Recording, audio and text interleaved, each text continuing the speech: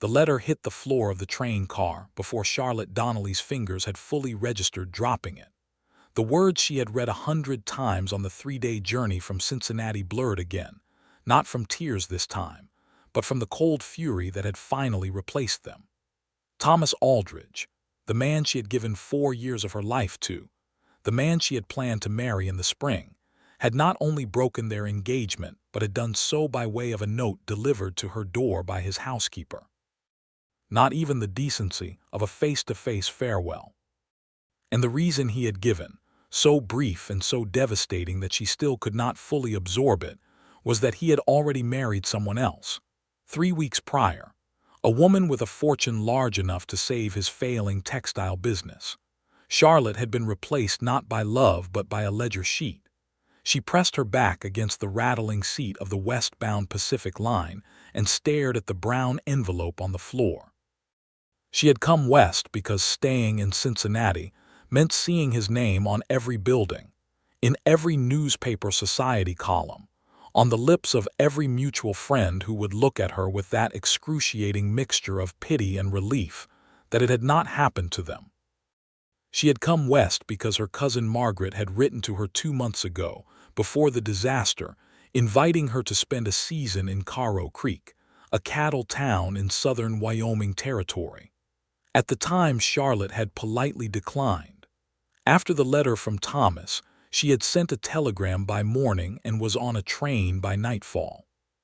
But none of that frantic escape had prepared her for the moment she stepped off the train at the Caro Creek depot and nearly collided with the broadest, most formidably constructed man she had ever encountered in her 27 years of life.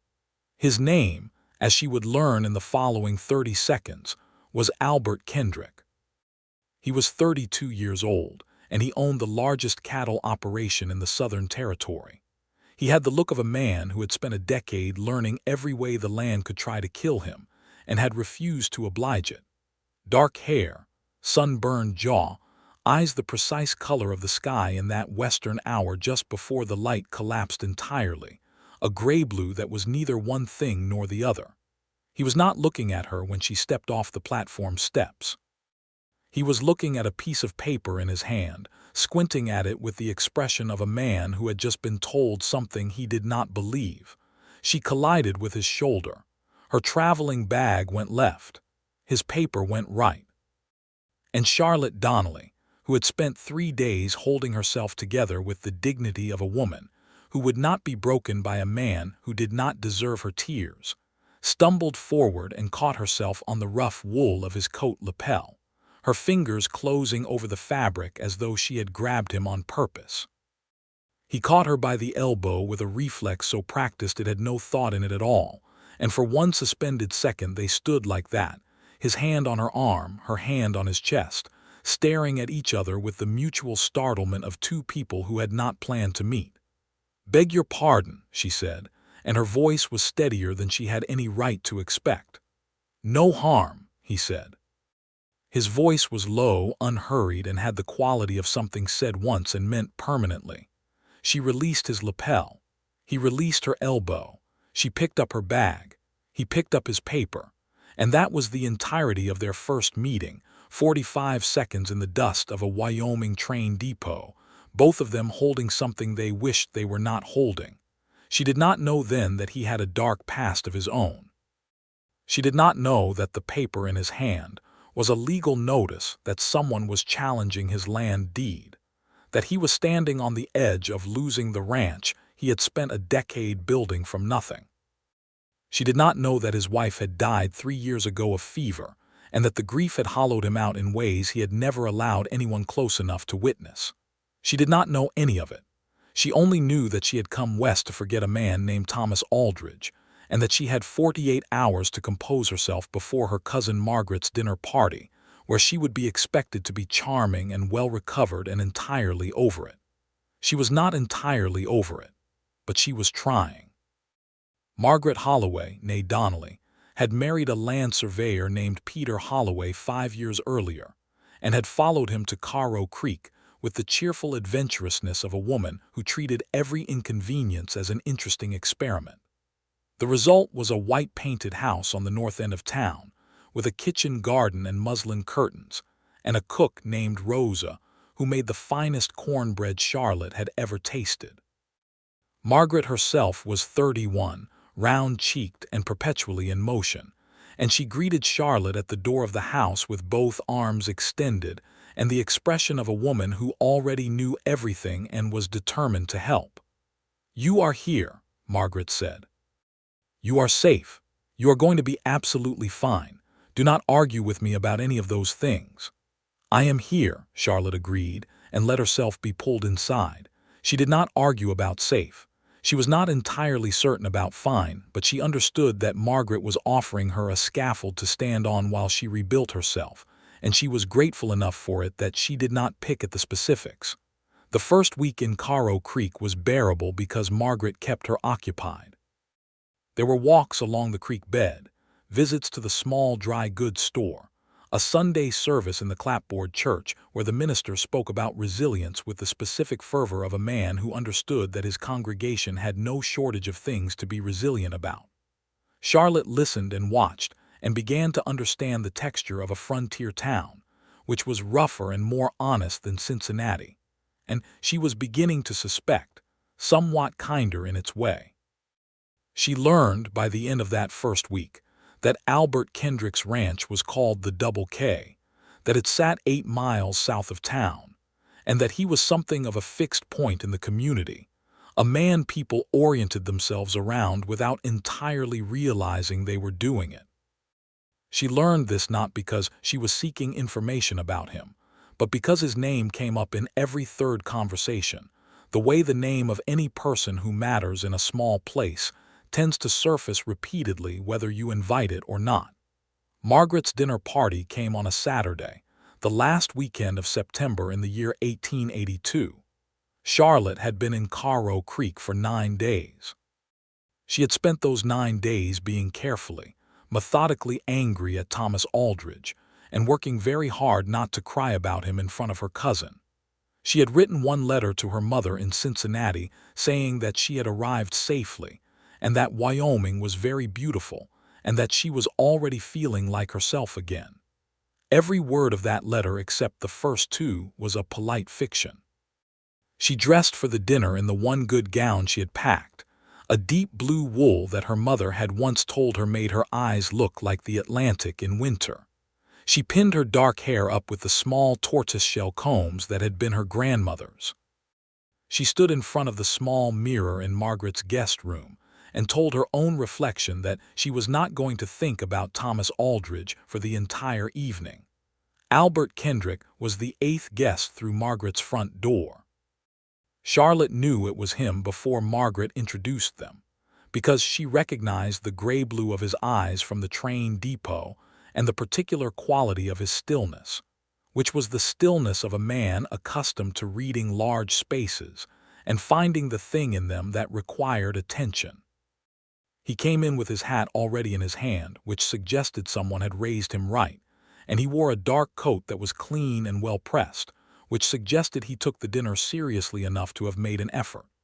"Charlotte," Margaret said, appearing at her elbow with the subtlety of a woman who had already decided exactly what she was doing, "this is Albert Kendrick. He ranches south of town. Albert, this is my cousin Charlotte Donnelly, visiting from Cincinnati. She's a school teacher." "Former school teacher," Charlotte said, because she had resigned her position when she had expected to marry Thomas, and it was one of several decisions she was now reassessing entirely. "Miss Donnelly," Albert said, and there was a fractional pause in which she could see that he also recognized her, and that this recognition was producing in him something that might have been surprise.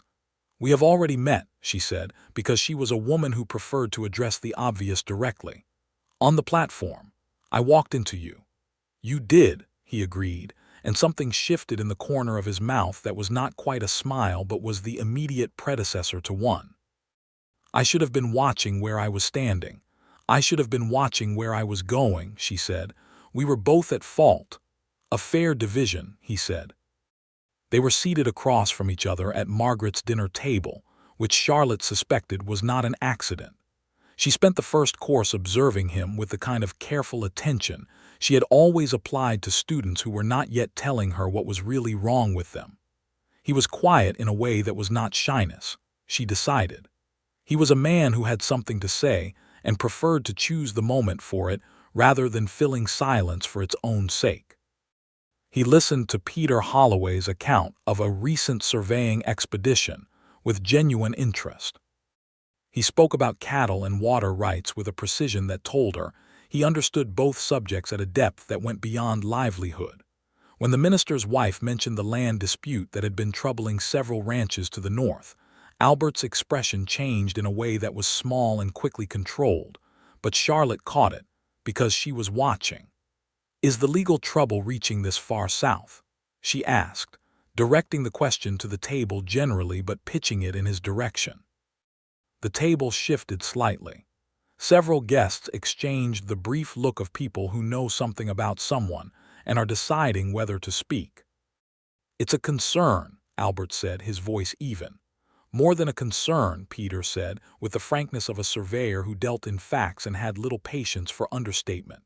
"Someone is filing claims on land that has been in use for years. Albert's deed is being questioned." "The claim is without merit," Albert said. The same tone, the same evenness, but Charlotte saw his hand on the table close fractionally and then open again. "Of course it is," Margaret said firmly, in the voice she used to close subjects that were becoming uncomfortable. "More chicken, anyone." After dinner, the guests drifted to the sitting room. Charlotte found herself standing near the window with a cup of Margaret's very good coffee, and Albert Kendrick appeared beside her without any particular announcement, which she found she did not mind. "You are a long way from Cincinnati," he said. "Yes," she said. "I needed a change.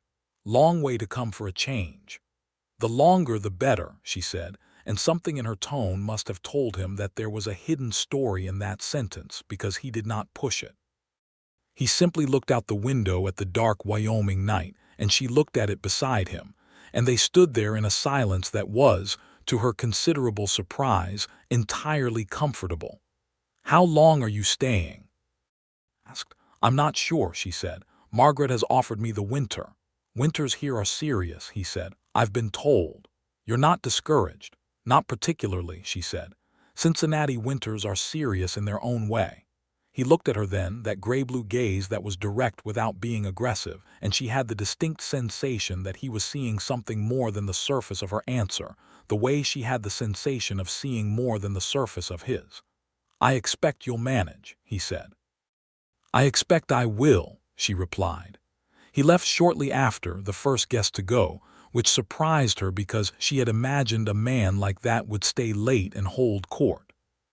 But he put on his hat, thanked Margaret and Peter with a genuineness that was not social performance, and walked out into the October night with the stride of a man who had miles to cover and no reluctance about it. Margaret appeared at Charlotte's side before the door had fully closed. "Well," Margaret said. "Well, what?" Charlotte said. "Albert Kendrick," Margaret said, as though those two words were a complete sentence. "He seems like a serious man," Charlotte said carefully. "He is a very good man," Margaret said. "And he has been entirely alone since Sarah died, which is 3 years now, and everyone in this town has tried to help with that and gotten precisely nowhere, because he is also an extremely stubborn man. But I notice he stood at that window with you for 20 minutes.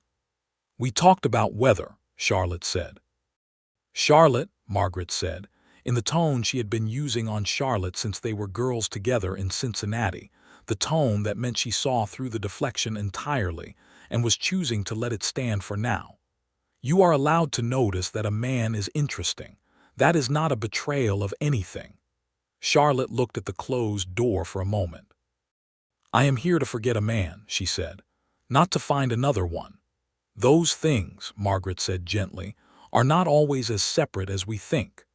Charlotte went to bed that night and did not think about Thomas Aldridge for the first time in 3 weeks.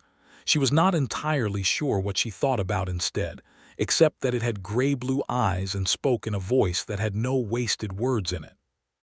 October arrived in Caro Creek the way it arrived everywhere in the Wyoming Territory, which was without apology and with considerable authority. The aspens along the creek turned the particular gold that looks like something borrowed from a more dramatic world, and the mornings developed an edge that warned of what was coming. Charlotte learned to wear her heaviest shawl before breakfast. She also learned the rhythms of the town, which store owners were trustworthy and which were not, which of the women at Sunday service were genuinely warm and which were performing it, where to stand along the creek bank to see the light hit the water in the late afternoon at the angle that made you understand why people came west and stayed.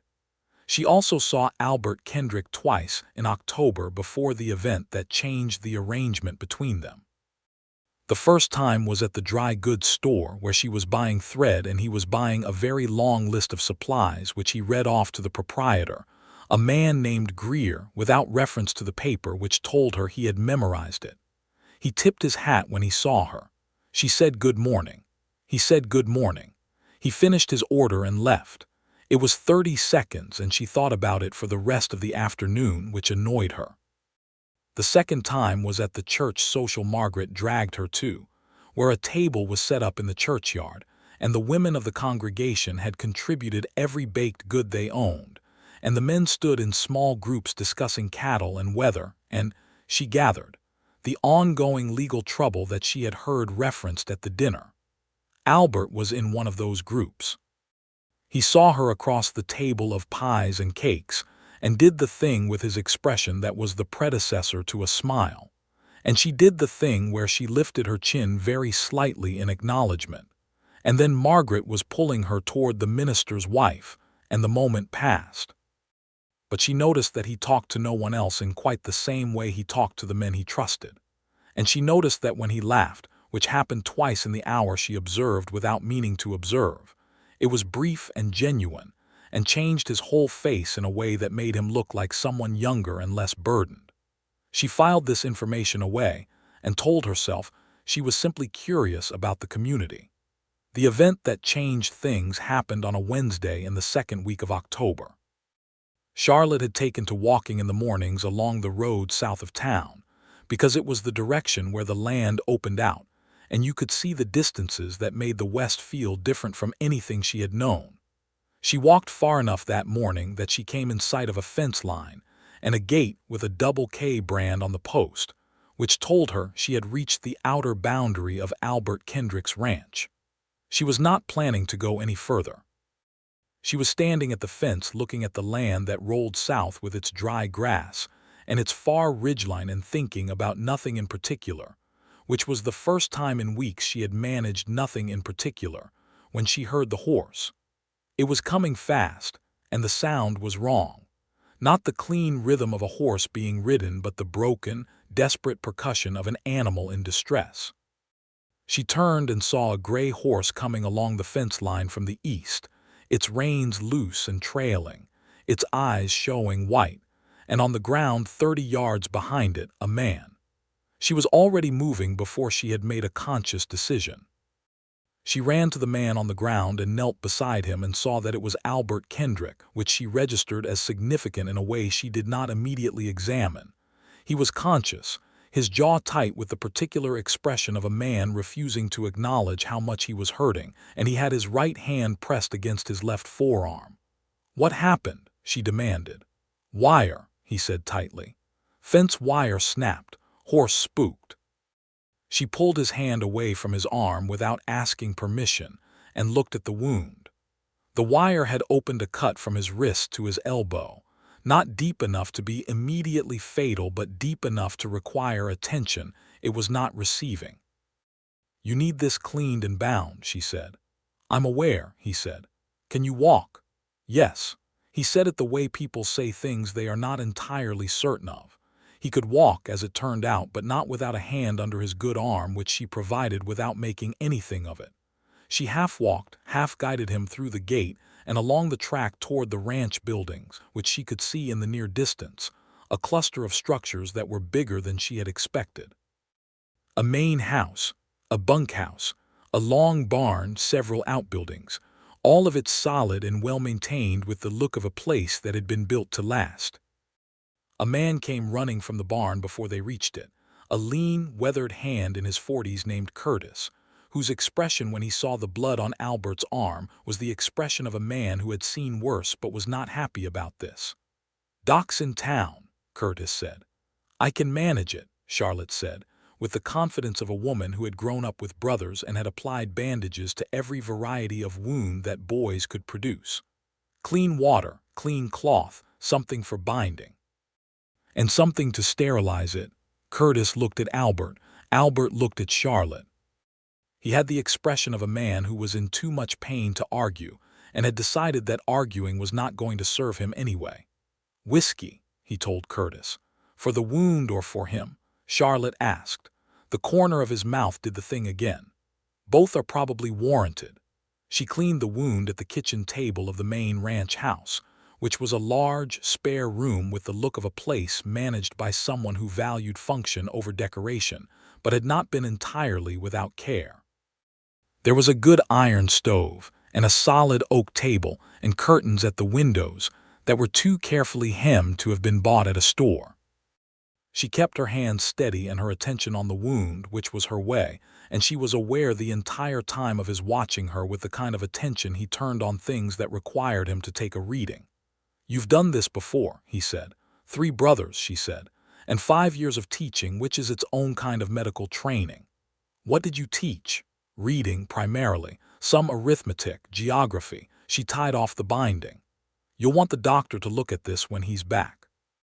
This will hold, but it needs proper attention." "Charlotte," he said. She was surprised by the sound of her name in his voice and looked up.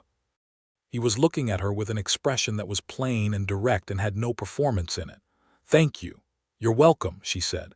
And then, because she was a woman who trusted her own instincts, she added, "Who is filing the claim against your land?" His expression changed. "How do you know about that?" "Peter mentioned it at dinner, and I watch people." "You changed when it came up." He was quiet for a moment, and she could see him deciding how much to say. "Man named Harlan Prout," he said finally. "He's been buying up claims around the territory, some of them legitimate, some of them not." "Is yours legitimate? His claim, I mean." "No," he said flatly. "I have held this land for 10 years. I have the deed and the history to prove it, but proving it costs money and time and lawyers, which Prout knows and is counting on." "What does he want?" "The land itself or something on it." He looked at her with the expression he reserved. She was learning, for moments when someone surprised him. "Water," he said. "There's a spring on the eastern section that feeds 3 creeks. Anyone who controls that spring controls water access for a quarter of the ranching operations in the valley." "Then it is not really about you," she said. "It is about what you have." "It rarely is about what people pretend it's about," he said. "No," she agreed. "It rarely is." She stayed longer than she had intended. Curtis made coffee, strong and black in the frontier way that she was learning to appreciate, and Albert sat at his own kitchen table and told her more about the land dispute than he had probably planned to tell her, and she asked questions that were not polite conversational questions, but the kind of questions she had always asked her students, the kind aimed at finding the actual shape of a problem rather than its surface. By the time she stood to go, 2 hours had passed in what felt like 30 minutes. He walked her to the gate. His arm in its wrapping was held carefully, and the gray horse had been caught and stabled, and the afternoon light was the gold of late October, long and warm and already edged with the shadow of the coming cold. "You shouldn't walk back alone," he said. "It's 4 miles. "I've been walking it every morning," she said. "In the morning there are people on the road," he said. "This time of day less so." "I'm not particularly frightened of the road," she said. "I'm not suggesting you should be," he said. "I'm suggesting I'd like to walk it with you, if you don't object." She looked at him for a moment. "What about your arm?" "My arm works fine for walking," he said.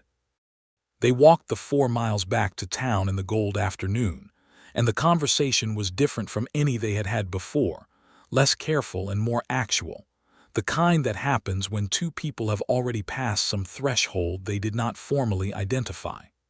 He told her about building the Double K, the first years of it, the winters that nearly broke him, the partners who had left when it got hard and the ones who had stayed.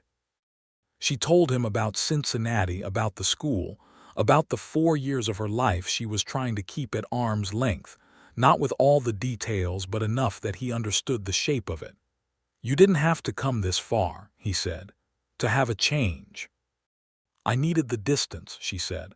"I needed it to be different enough that I couldn't recognize anything as his. Does that make sense?" "Yes," he said, and his voice was quiet in a way that told her he understood it from the inside rather than the outside. She looked at him. "You've been trying to forget something too," she said. It was not quite a question. He did not answer immediately.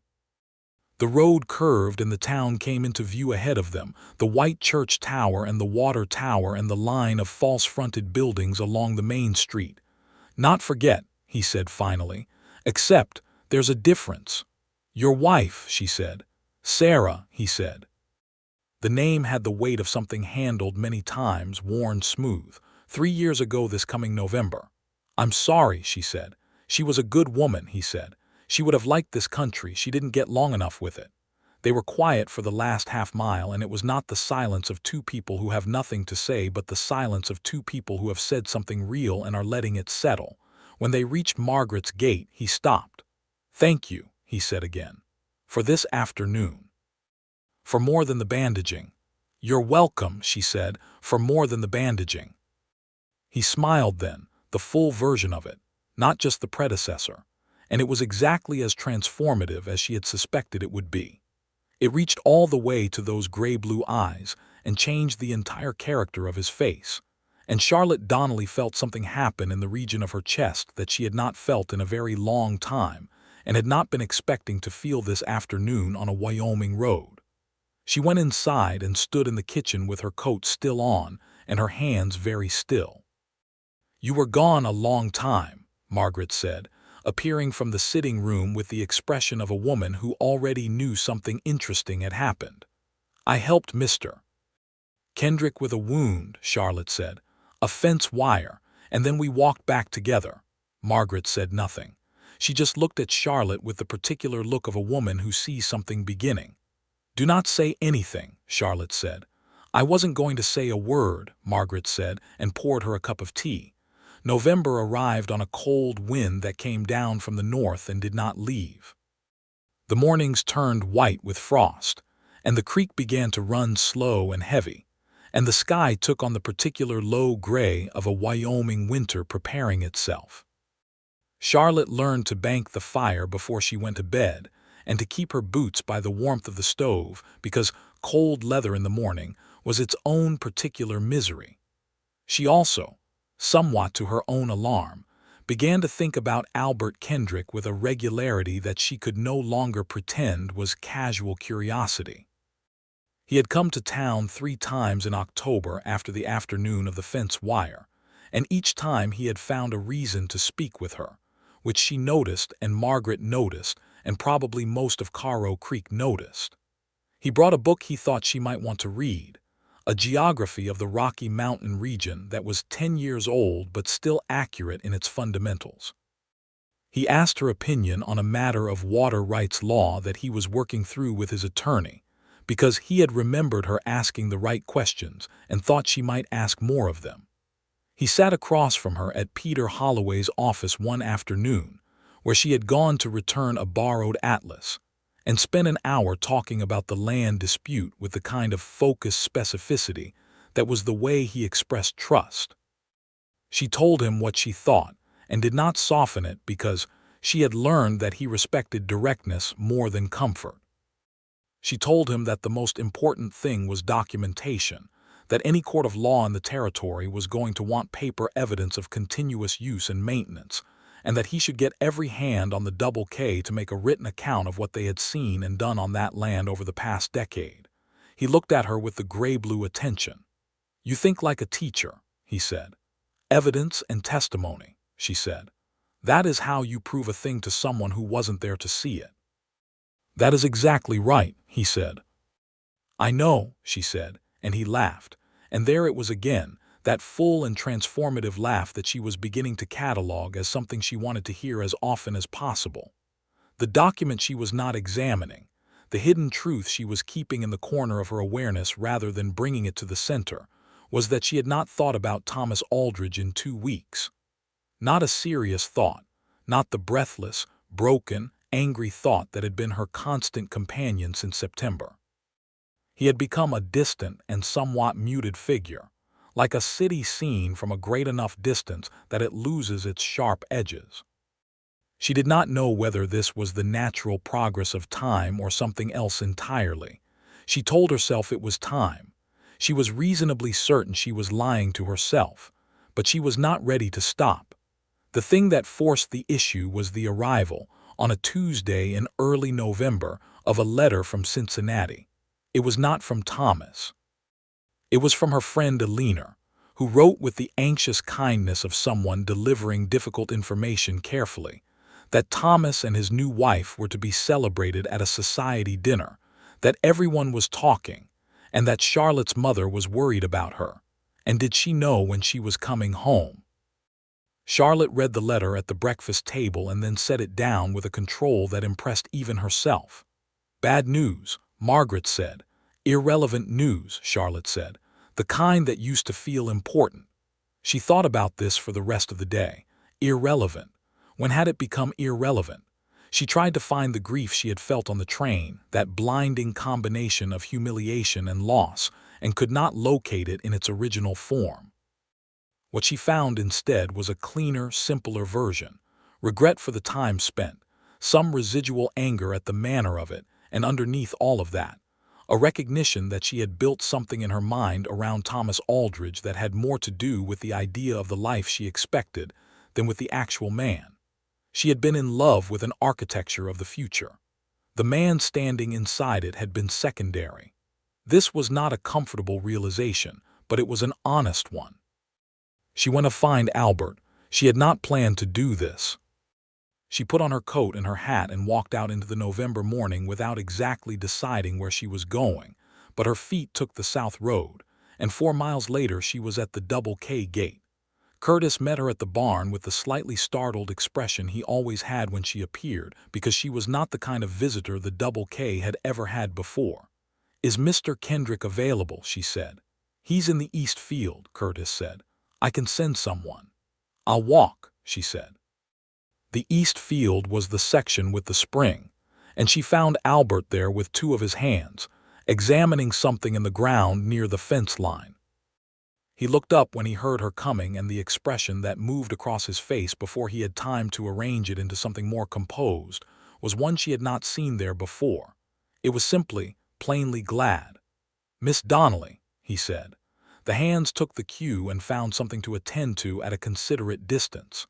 "I came to tell you something," she said, because she was a woman who had decided to be direct about this, and was going to be direct about it even if it was terrifying. "All right," he said, and gave her his full attention in the way he did, as though whatever she said was the only thing in the landscape worth orienting toward. "I came to Wyoming to forget a man," she said. "I'm finding that I have largely forgotten him, and I am finding that this is not the result of time alone, or distance alone, or the very fine air of Wyoming, although the air is genuinely remarkable.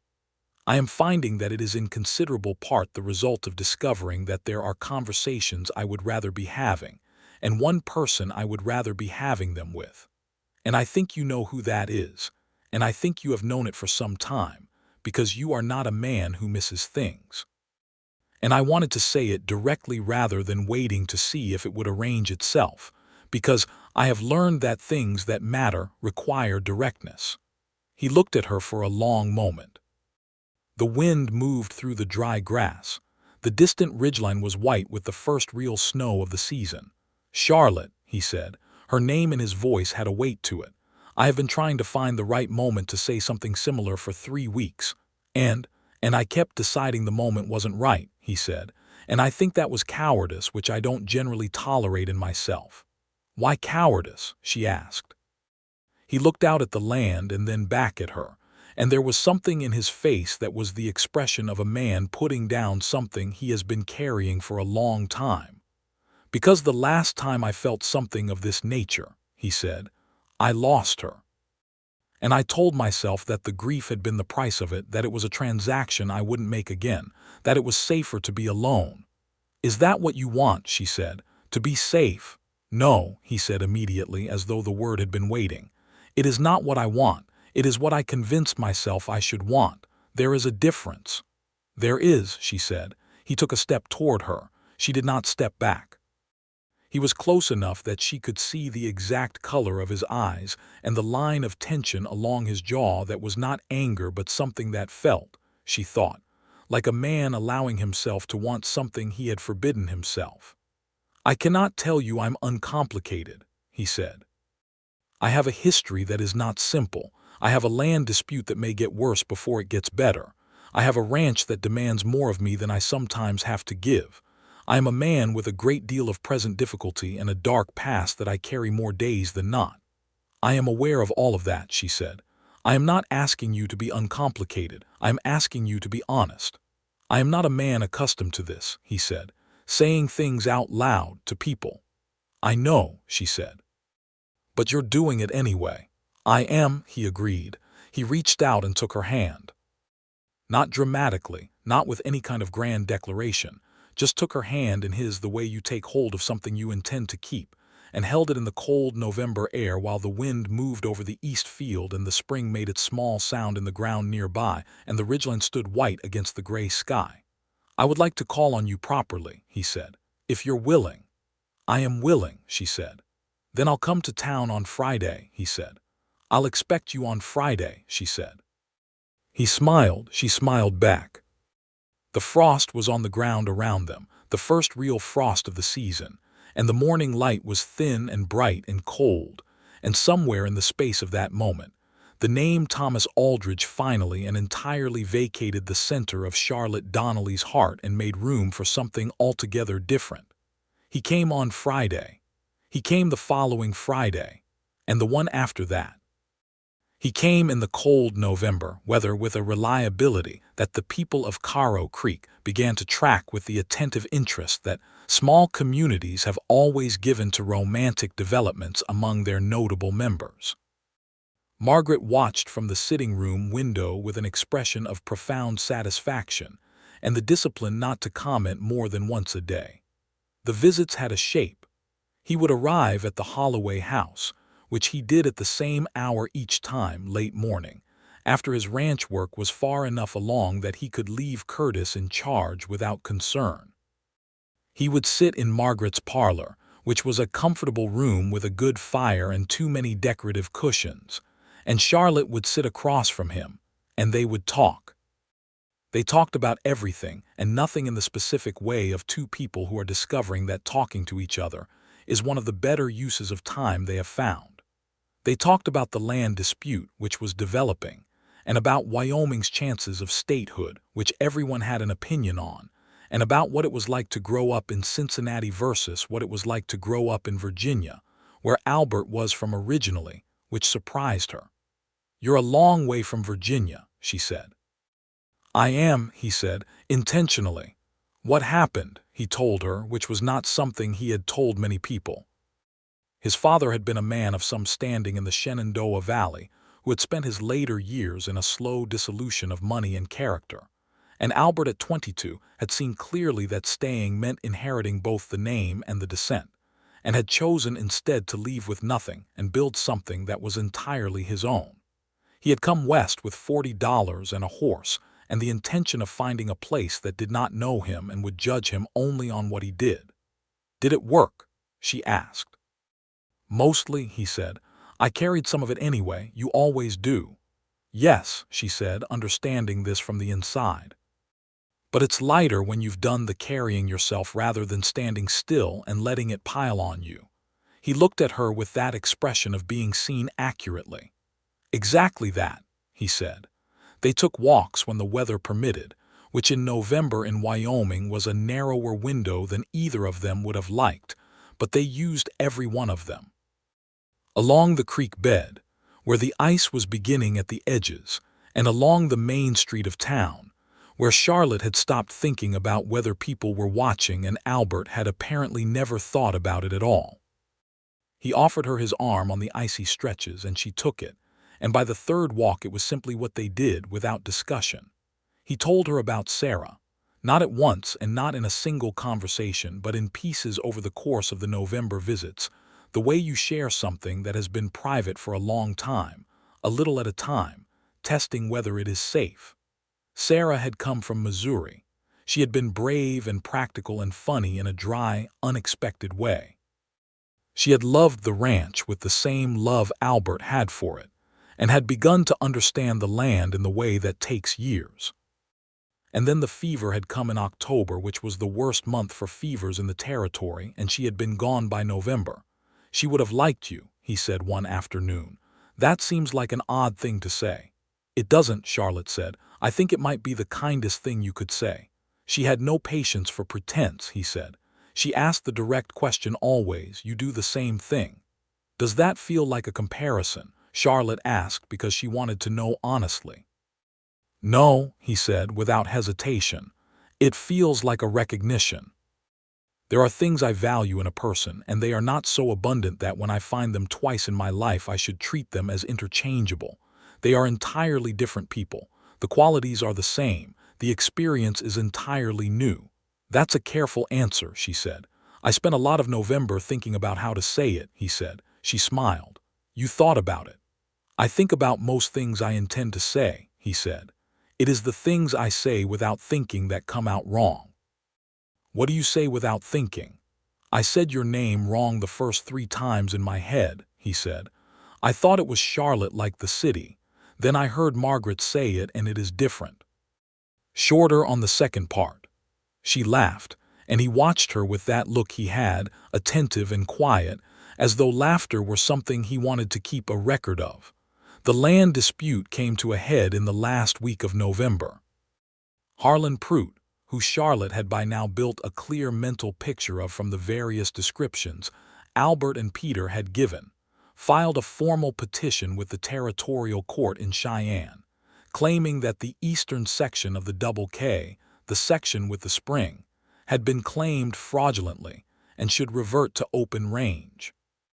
The petition cited a legal technicality in the original 1873 deed filing, a missed notation that Pruitt's lawyers argued invalidated the conveyance. Albert came to town the day he received the court documents. He came directly to the Holloway house, which was the first time he had come unannounced, and Margaret let him in with one look at his face and went to find Charlotte without a word. Charlotte came downstairs and looked at him standing in the front hall with the court papers in his hand, and understood immediately that this was serious. "Tell me," she said. He told her. She read the papers herself because she asked to, and he gave them to her without hesitation, which was its own kind of statement about what they had become to each other. She read them carefully, which took 20 minutes, while he stood by the fire and was quiet in the way of a man containing something large. "This notation they're citing," she said. "The one from 1873. "Yes." "Is it in the original deed?" "The deed is in my possession," he said. "The notation exists. But the land was in continuous productive use within the survey period. There is precedent for that superseding a filing error." "Then what you need is someone who understands that precedent and can argue it convincingly to a territorial judge," she said.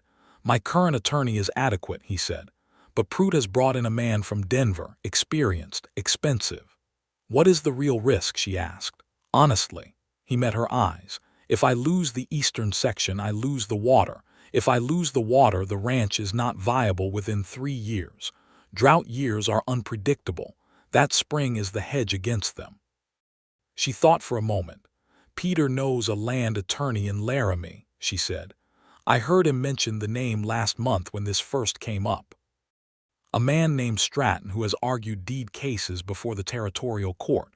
Peter said he was the best in the territory." "Stratton will cost more than I've budgeted," Albert said. "Albert," she said, and waited until he was looking at her fully. "What is this ranch worth to you?" "It is the whole of what I have built," he said, "since I was 22 years old." "Then get Stratton," she said. "You spend whatever you need to spend and you fight it properly. Do not go into a courtroom against a Denver lawyer with a man who is merely adequate." He was quiet for a moment. He had the expression she had learned to recognize as the one where he was deciding whether to say the direct thing or the careful thing. "You care about this outcome considerably," he said. "Yes," she said, holding his gaze. "I do." Something shifted in his face. Something settled. He nodded once. "I'll write to Stratton today," he said.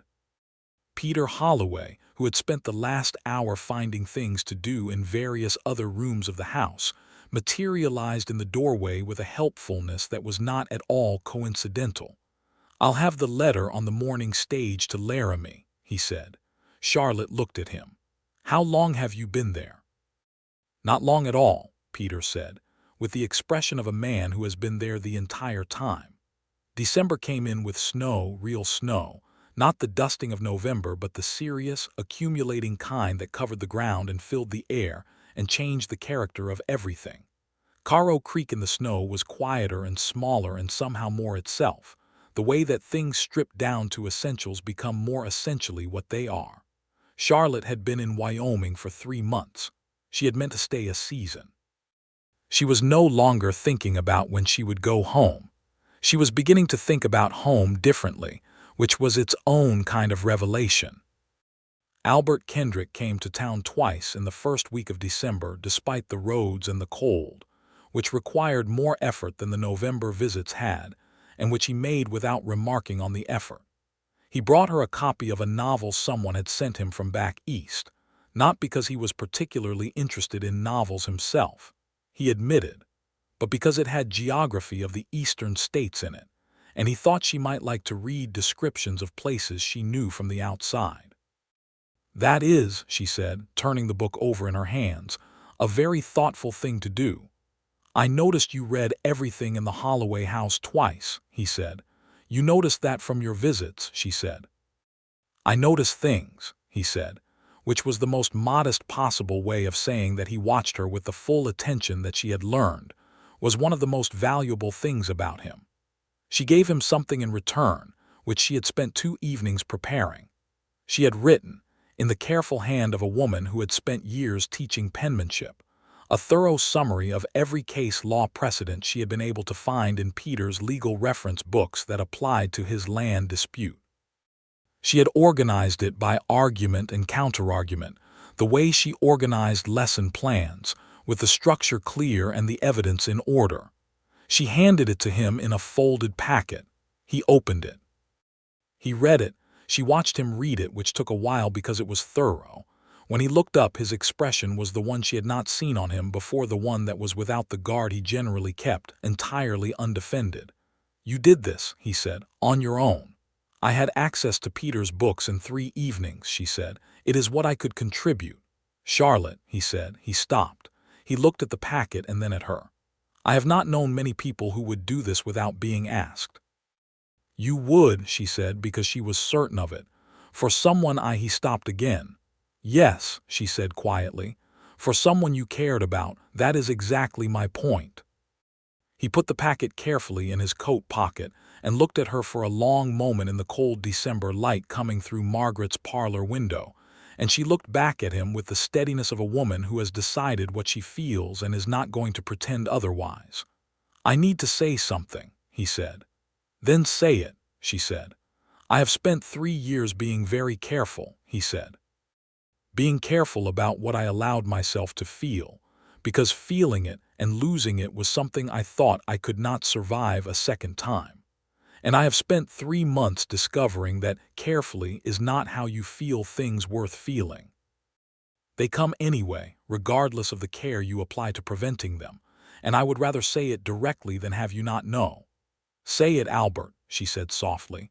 "I love you," he said, not dramatically, not with any ornamentation, just those 3 words in his voice that said things once and meant them permanently.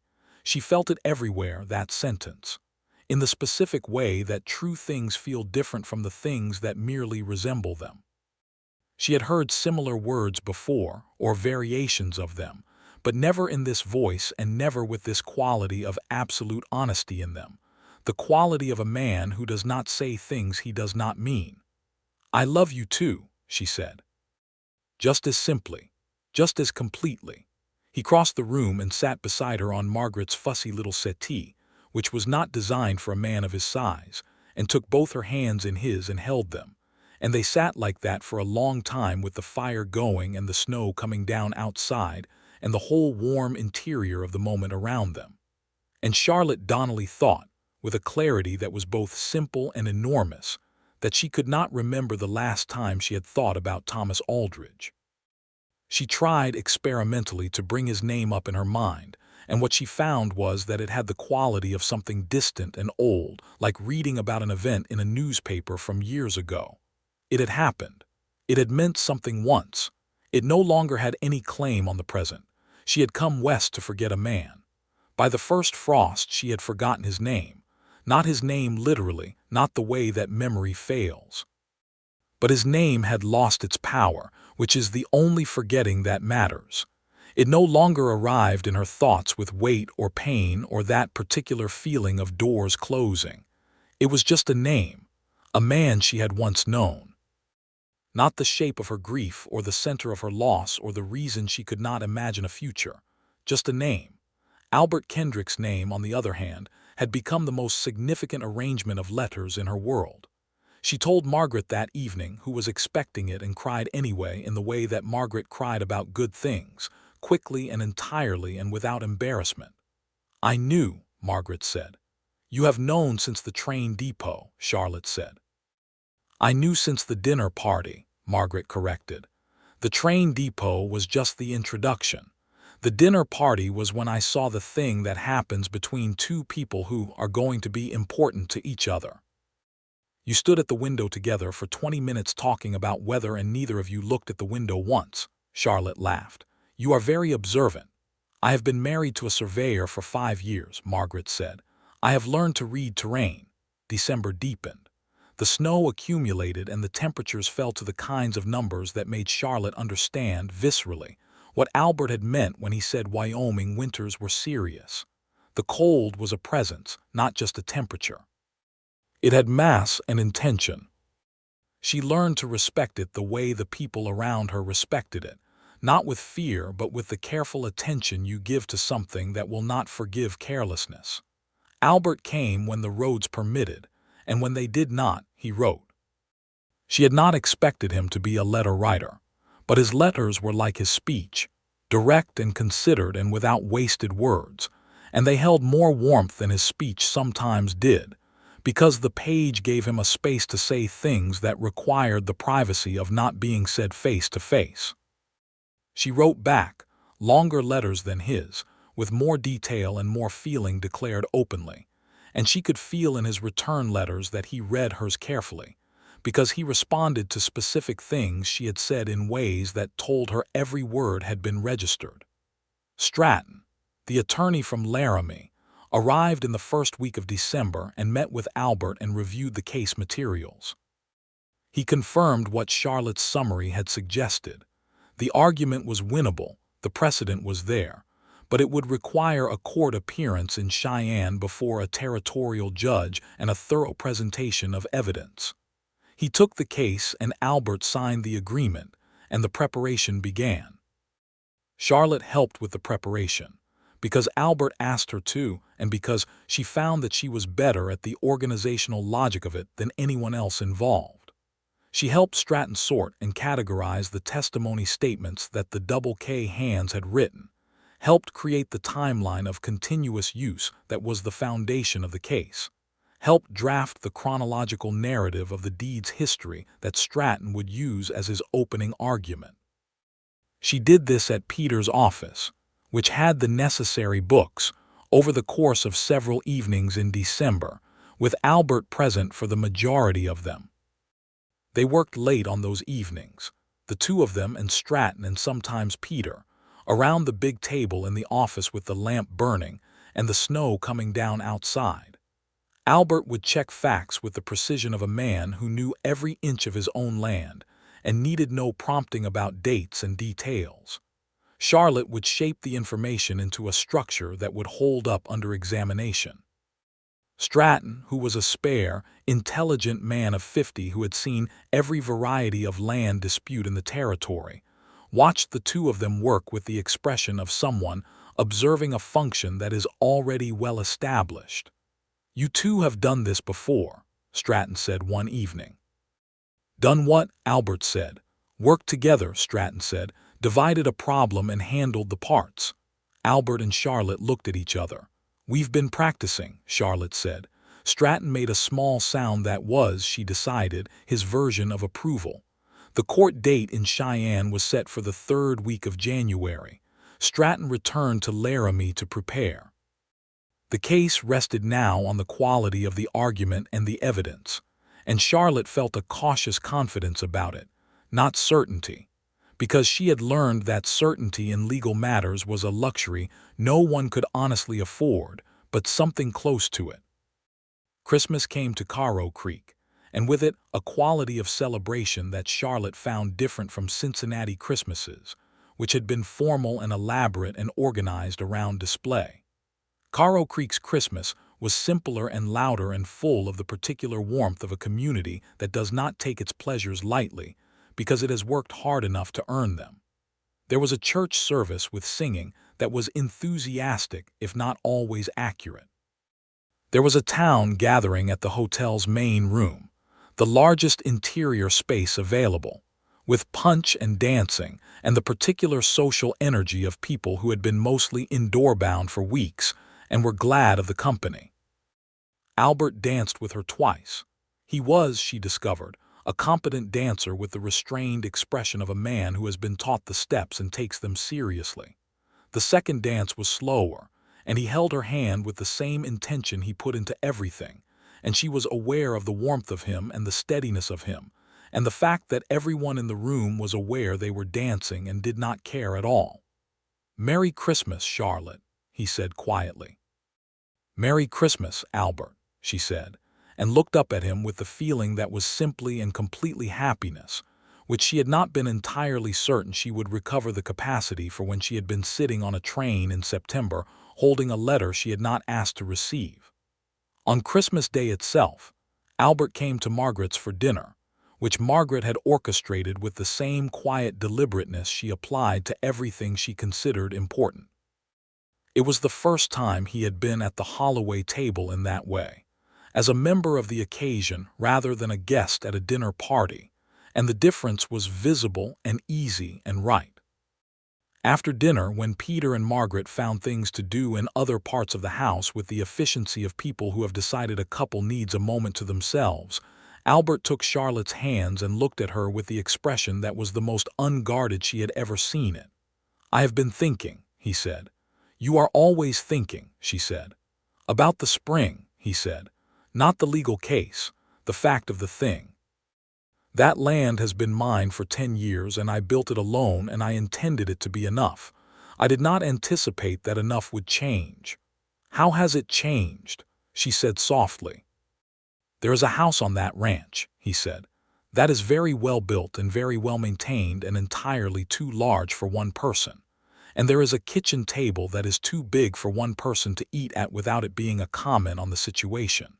And there is a great deal of land that I walk every morning and think about what it is for. And I have been thinking for 3 months that what it is for has very much to do with whether someone else would like to walk it with me." She watched him.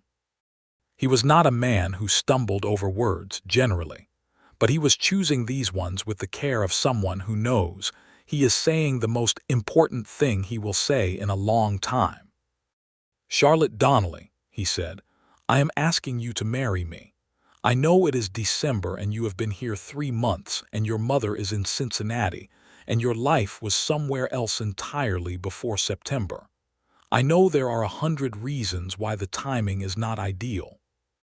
But I also know that you are the most remarkable woman I have met in my life, and that every day I spend in your company, I understand more clearly that the idea of you not being a permanent part of my life is something I cannot accommodate. So I am asking." She thought of the morning in September when she had stepped off the train in a state of controlled devastation and walked into a man who was not watching where he was standing. She thought of the fence wire, and the kitchen table, and the 4-mile walk in the gold afternoon, and the east field with the frost on the ground. She thought of letters delivered through December snow, and a settee too small for him, and a man who had spent 3 years building walls around himself, taking each one down in her presence, brick by brick, because she had given him a reason to. "Yes," she said, "I am going to marry you, Albert Kendrick."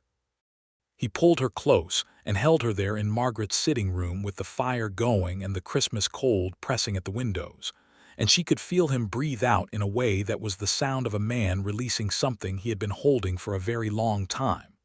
Margaret, who was absolutely listening from the kitchen, made a sound that was briefly audible and then aggressively suppressed. January in Wyoming was not a month designed for romance. It was a month designed for survival, and Charlotte, who had come from a city where January was merely unpleasant, was developing a genuine respect for what the territory asked of people who chose to live in it.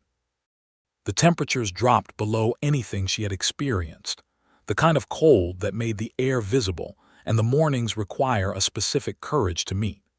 The ranch hands at the Double K spent the worst days keeping the cattle from drifting into situations they could not survive, which was a physical and demanding labor that Albert worked alongside them rather than directing from a distance, which was one of the things she understood about him now. She went out to the Double K twice in January, with Peter and Margaret as her escort over the snow-packed roads, and the house that Albert had described as too large for one person was, she found, exactly that, a well-built structure with good bones and generous rooms, and the look of a place waiting to be what it had been built for. She walked through it with Albert beside her and could see it clearly, the kitchen that would produce real meals, the rooms that would have uses, the windows that looked out over the land in every direction with views that were the best argument for being in Wyoming that she had encountered. "The curtains in the front room," she said. "Whoever made them had more confidence than skill," he said. "They're terrible," she agreed, with the tone of someone who is already planning replacements. He watched her with the expression that was openly, fully fond. "You are cataloging the project," he said. "I am a teacher," she said. "I assess the situation and make a plan. Then we'll work from your plan," he said. The court date in Cheyenne came and Charlotte did not go, because Albert told her the road conditions in January were not something he was willing to risk her in. And she accepted this because she knew the land now well enough to understand he was right. He went with Stratton and 2 of his longest-tenured hands as witnesses, and Charlotte spent the 3 days of his absence in a state of focused distraction that Margaret navigated with the skill of a woman who understood that what Charlotte needed was occupation, not comfort. He came back on a Thursday, in the late afternoon, and she saw him from Margaret's window before he came to the door, a figure on horseback coming down the main street through the snow. She was at the door before he had dismounted. His face told her before he spoke. "Stratton won the argument," he said. "The deed stands. All sections, including the Eastern Spring. Pruitt's claim was dismissed." She stepped forward and put her arms around him, right there in the cold doorway, and he held her back with the full solidity of a man who understood exactly what he had been fighting to keep and was allowing himself, finally, to feel the relief of having kept it. "I knew it would hold," she said against his coat. "You helped build the argument that held it," he said. "Stratton said so in the courtroom." He credited the chronological structure of the evidence presentation. "Stratton is generous," she said. "Stratton is accurate," Albert said firmly. "You are not allowed to minimize your part in it." She pulled back and looked at him, and he looked at her, and there was in that look the full and clear accounting of everything they had been to each other in the months since September, every conversation and letter and walked mile and shared problem and honest declaration, and the accounting was good. "When shall we get married?" she asked. "Spring," he said. "The roads will be better. Your mother can come from Cincinnati." "She will want to come," Charlotte said. "She will want to inspect you very thoroughly." "I'll bear up under it," he said. "She'll approve," Charlotte said. "She has excellent judgment." They were married on a Saturday in the middle of April, 1883, in the Caro Creek church that Charlotte had been attending since October. The minister was the same man who had spoken about resilience in September, and he spoke about it again, though in a warmer register, about the resilience of people who choose each other, which Charlotte found unexpectedly moving. Her mother had come from Cincinnati, accompanied by Charlotte's eldest brother James, and her mother had spent the first 2 days inspecting Albert Kendrick with the thoroughness Charlotte had predicted and the approval Charlotte had anticipated, because her mother was, in fact, a woman of excellent judgment, and Albert was, in fact, a man who bore up under scrutiny extremely well. By the 3rd day, her mother and Albert had found a common ground in the subject of land and its management that produced a conversation which excluded everyone else at the table and seemed to delight them both. "I like him," her mother told Charlotte, as though Charlotte had been waiting for the verdict. "I know," Charlotte said. "So do I." The wedding was attended by everyone in Caro Creek who could get to the church, which was nearly everyone, and Margaret cried throughout with the freedom of a woman who has been right about something for 7 months and has earned the emotion. Peter shook Albert's hand with both of his and said something quietly that made Albert nod, and Charlotte thought that was probably the most meaningful exchange at the reception. Stratton, who had made the trip from Laramie for the occasion, raised a glass and said simply that it was a pleasure to see the case reach a just conclusion in more than one regard, which produced a laugh that warmed the whole room. The Double K welcomed them back in the late afternoon, Charlotte Donnelly becoming Charlotte Kendrick on the road south of town, in a carriage that Curtis had cleaned and decorated with a ribbon that was slightly lopsided, which she thought was the most endearing thing she had ever seen on a vehicle. She stood in the kitchen of the ranch house that evening, the kitchen with the large table that had been built for more people than had been using it, and she made supper with the competence of a woman who had learned a great deal in 7 months about the specific demands of ranch life and the kinds of meals that met them. Albert sat at the table and watched her with the look that was by now so familiar to her that it was part of the furniture of her days, that attentive, quiet, fully present regard that was the way he expressed the things he did not always say. "You are watching me," she said. "I am," he agreed. "Do I meet the assessment?" "Every day," he said. "Better every day." She turned back to the stove with the feeling in her chest that she had decided to simply stop trying to name and just allow. It was large and warm and certain, and it was entirely its own thing, not the shadow of anything that had come before it, not the substitute for something lost, but a new and original feeling that had been born in the dust of a Wyoming train depot and grown through frost and snow and courtrooms and kitchen tables into the substance that was the best kind of life.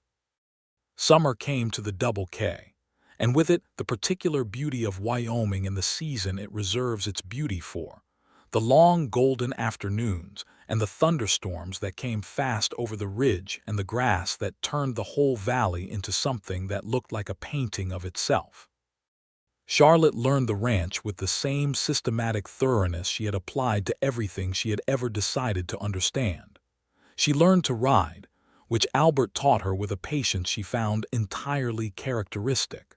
She learned the cattle operations rhythms, the spring calving and the summer grazing rotation and the fall gather. She learned the hands by name and history, and she became, in the way that people become the thing a place needs them to be, the steadying presence on the Double K that complemented Albert's driving purpose. She also wrote to her former school superintendent in Cincinnati on a practical matter, because Caro Creek had been without a qualified teacher for 2 years, and the children of the town were being taught by a revolving arrangement that was not serving them. She proposed a solution. The superintendent provided references. The Caro Creek School Board, which consisted of 3 ranchers and the minister, appointed Charlotte Kendrick as the town's schoolteacher, effective the coming fall, 3 days a week to accommodate the ranch and her life, which she had not asked for a mercy on, but which the school board offered anyway because they understood the territory's demands. She taught in the fall with the same specificity and care she had brought to Cincinnati, adapting her methods to the children in front of her, who were different from city children in ways she found interesting rather than difficult. They were more direct and more resilient, and they asked questions she had not encountered before. The practical, land-based questions of children who understand that the world is not managed at a remove but engaged with physically every day. She loved it. She loved the ranch, and she loved the school, and she loved the particular quality of a life that was entirely chosen, built from nothing and from loss, hammered into shape by the specific tools of honesty and directness, and the courage to say the true thing to the person who needed to hear it. And she loved Albert Kendrick in the full and daily way that is not dramatic, but is the most sustaining kind of love there is, the kind that is present in the morning and in the evening and in the middle of every ordinary day, the kind that does not require grand occasions to be felt, but is the texture of the life itself. By October, she knew she was expecting a child. She told Albert on a morning when the aspens had turned their borrowed gold again, and the frost was back on the ground, the second frost since she had arrived in Wyoming. And this frost was entirely different from the first one because she was standing on the land that was hers now, in the life that was hers now. And the man she told was a man who deserved the news, and received it with an expression that she had never seen on his face before and would never forget for as long as she lived. He did not say anything at first. He looked at her and then at the land and then at her again, and his face was entirely open in the way it only was in her presence, without any of the guard he had spent years constructing, and there was in his expression something that was joy in its purest form, the joy of a man who has been handed the thing he did not allow himself to expect. "A child," he said. "Yes," she said. "In the spring, I think." He took her face in his hands and looked at her with everything he felt entirely visible, and she held his wrists and looked back at him with the same openness. "Are you happy?" he asked. "Albert," she said, "I am the happiest I have ever been in my life." He kissed her there in the October morning with the frost on the ground and the aspens in their gold and the spring running quiet in the east field, and it was a complete thing, that kiss.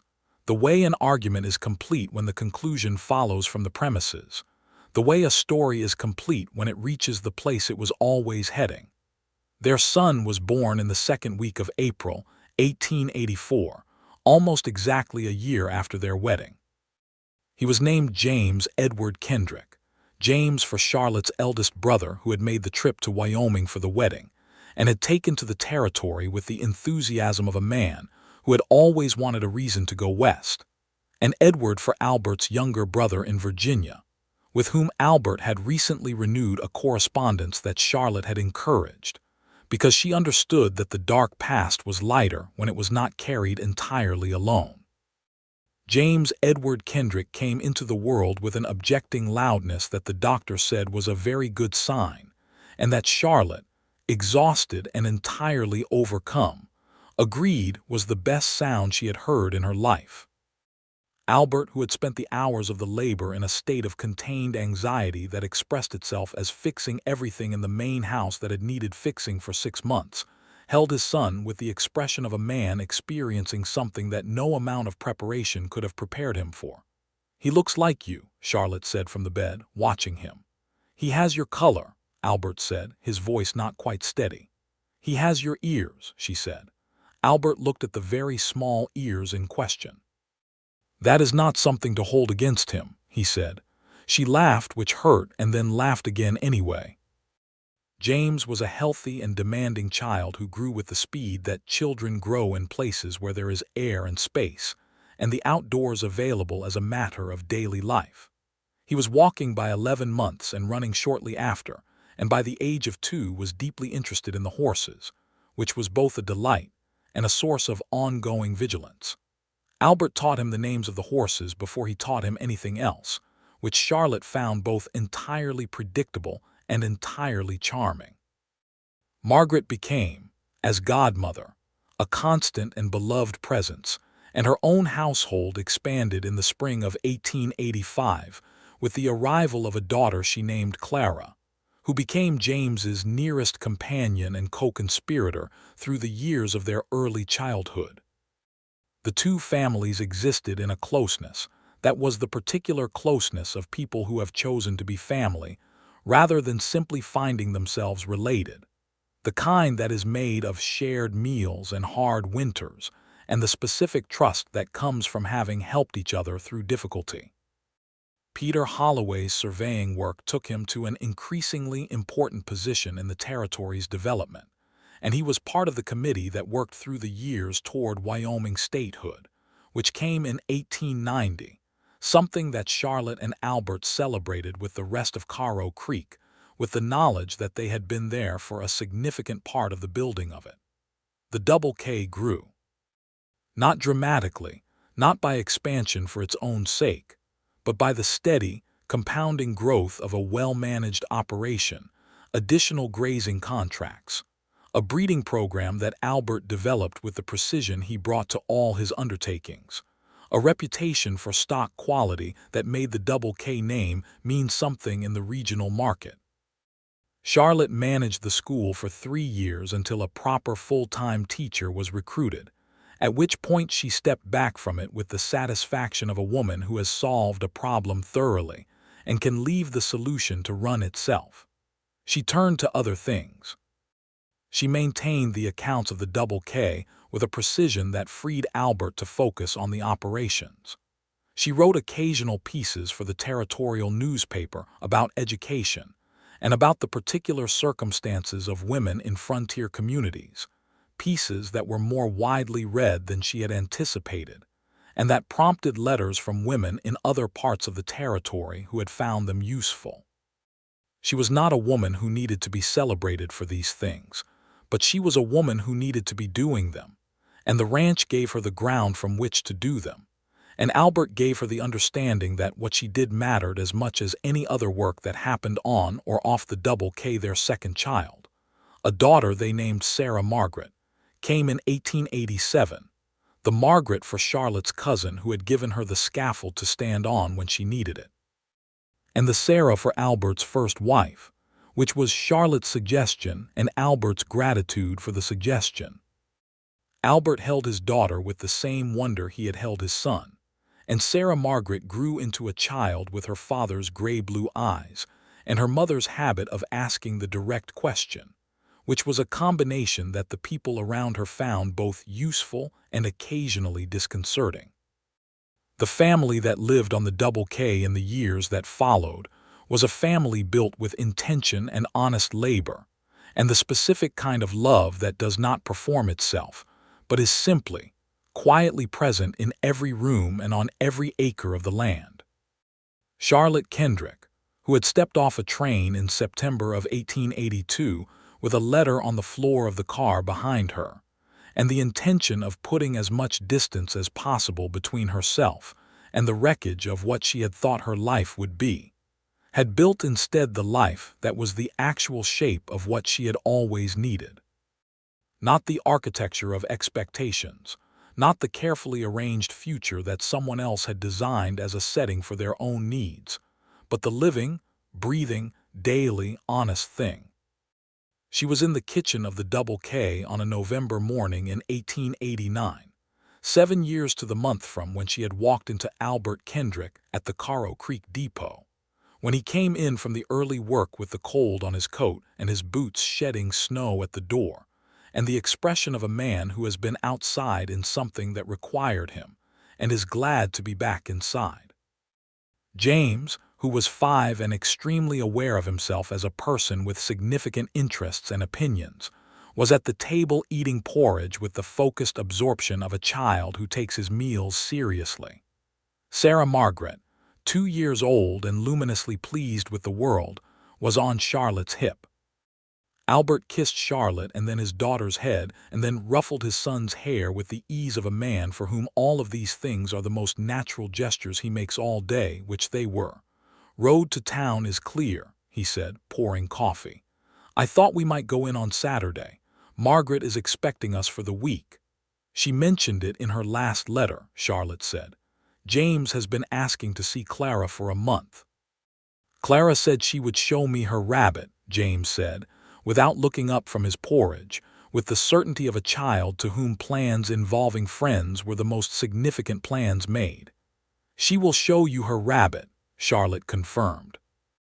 Albert sat across the table with his coffee and looked at his family with the expression that she had catalogued over 7 years into the clearest version of love she had ever witnessed, the daily, unspectacular, entirely reliable expression of a man who is exactly where he intends to be and knows it. She looked back at him across the table with the same knowledge. The kitchen was warm and the snow was coming down outside the windows, and the frost was on the ground, which was nothing new for November in Wyoming, and the spring was running quiet in the east field where it had always run, uncontested now, held by a deed that would not be questioned again. There were mornings when Charlotte Donnelly, who was Charlotte Kendrick now and had been for 6 years, and had long since stopped thinking of herself by any other name, would stand at the kitchen window and consider the particular distance between the woman she had been on that train in September 1882 and the woman she was now. The distance was enormous, and it was not. The woman on the train had been brave enough to run toward rather than simply away, which was the thing that had made the difference. She had come west to escape, but had arrived somewhere instead, which was not the same thing and was infinitely better. She could not remember now, when she tried, what Thomas Aldridge had looked like specifically. She knew the outline of the face but not the detail of it, knew that it had existed in her world for 4 years, but could not feel the shape of the grief that had accompanied leaving it. This was not a failure of memory, but a success of living, the natural result of a present so full and real and chosen that the past had simply run out of room. She thought about this sometimes, not with melancholy but with a kind of honest gratitude, that the worst thing that had happened to her, that letter on the floor of the train car, had been the thing that put her on the road to the best thing, and that the best thing was sitting across the breakfast table from her every morning with coffee and the gray-blue eyes that she still thought were the precise color of the sky just before the light collapsed, and the voice that said things once and meant them permanently. "You're thinking again," Albert said. "I'm always thinking," she said. "About what?" She looked at him and at James with his porridge, and at Sarah Margaret grabbing at the edge of the table with the purposeful grip of a child who has found something solid and intends to use it, and at the snow outside and the winter coming on and the frost on the ground and the spring in the east field and the life that was entirely, completely, unreservedly hers. "About how exactly right this is," she said. He reached across the table and put his hand over hers, and she turned her hand and held his, and that was all that needed to be said, and neither of them needed to say it again because it was simply true every day, and being true every day was the only standard that had ever mattered. The frost came every November after that, and every November it found them there, in the house that had been too large for one person and was exactly the right size for the family that filled it, on the land that was held by a deed and by the continuous, uncontested use of living on it together, day after day, through every season the Wyoming Territory could offer, which was every season, and all of them worth it.